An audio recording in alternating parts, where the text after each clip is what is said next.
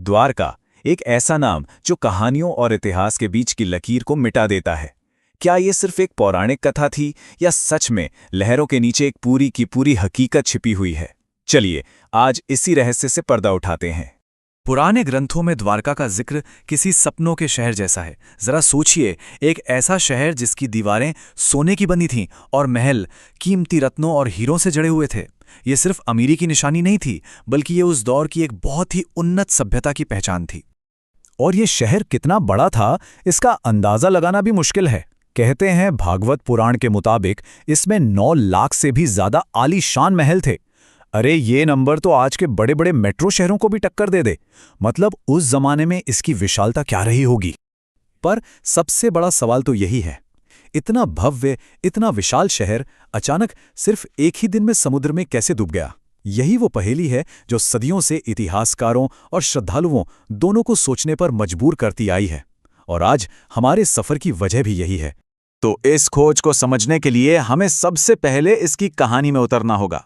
द्वारका की वो पौराणिक कहानी जिसका निर्माण तो दिव्य था, लेकिन अंत श्रापों से लिखा गया था। द्वारका का मतलब ही है द्वारों का शहर।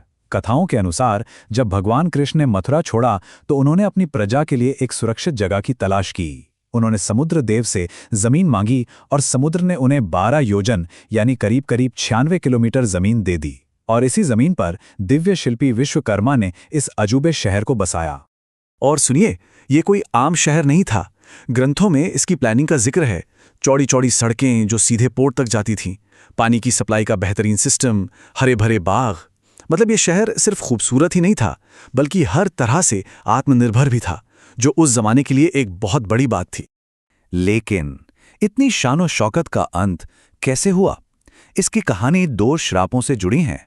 पहला, महाभारत युद्ध के बाद कौरवों की मां गांधारी का श्राप कि यदुवंश भी आपस में लड़कर खत्म हो जाएगा। और दूसरा, जब कृष्ण के बेटे सांब ने ऋषियों का मजाक उड़ाया तो उन्होंने श्राप दिया कि यदुवंश के विनाश का कारण वही बनेगा। इन्हीं 2 श्रापों ने द्वारका के अंत की कहानी लिख दी थी। चलिए अब पौराणिक कथाओं से निकलकर हम आते हैं 20वीं सदी में। एक ऐसा दौर जब समुद्र के नीचे से कुछ ऐसी फुसफुसाहटें सुनाई दीं जिसने एक असली खोज को जन्म दिया। देखिए, ये खोज कोई रातों रात नहीं हुई। इसकी शुरुआत तो 1930 के दशक में ही हो गई थी, जब मछुआरों को पानी के नीचे कुछ अजीब सी दीवारें दिखने लगी। फिर 1963 में एएसआई ने पहली बार खुदाई की। लेकिन असली मोड़ आया 1979 में, जब डॉक्टर एसआर राव ने इस खोज को अपना मिशन बना लिया। और दशकों की इस मेहनत के बाद 2024 में इस पर फिर से पूरी दुनिया की नजर पड़ी। इस पूरी ऐतिहासिक खोज के जो हीरो थे वो थे डॉक्टर एसआर राव। वो इंसान जिसने एक पौराणिक कथा को एक पुरातात्विक खोज में बदल दिया। ये जो बात है ना, यही डॉक्टर राव के काम करने का तरीका बताती है। उनके लिए महाभारत और पुराण सिर्फ कहानियों की किताबें नहीं थीं, बल्कि वो इन्हें ऐतिहासिक सुराग मानते थे। उनका मानना था कि अगर रोम और एथेंस जैसे पुराने शहरों को खोजा जा सकता है तो द्वारका को क्यों नहीं। पर यह सफर आसान बिल्कुल नहीं था। सोचिए, उस वक्त भारत में मरीन आर्कियोलॉजी यानी समुद्री पुरातत्व के बारे में कोई जानता तक नहीं था। डॉक्टर राव के पास न तो पैसे थे, उन्होंने सिर्फ 800 रुपए से काम शुरू किया था, और न ही कोई मॉडर्न टेक्नोलॉजी। लोग भी उन पर शक करते थे, लेकिन उनके जुनून के आगे ये सारी मुश्किलें छोटी पड़ गईं। और फिर उनकी टीम को जो मिला वो चौंकाने वाला था। समुद्र में 30 मीटर नीचे 560 मीटर लंबी एक दीवार मिली, जो साफ तौर पर इंसानों की बनाई हुई थी। 30 से ज्यादा पत्थर के लंगर मिले, जो इस बात का सबूत थे कि यहां एक बड़ा बंदरगाह रहा होगा।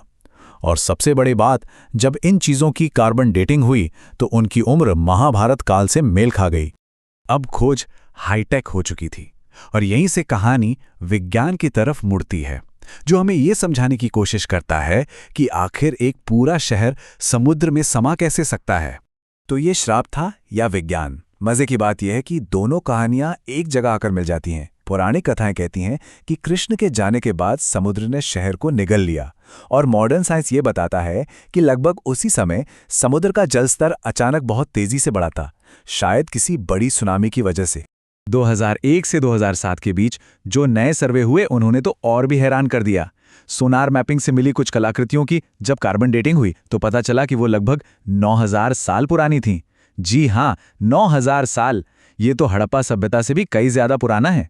मतलब ये खोज भारतीय सभ्यता के इतिहास को और भी पीछे ले जाती है।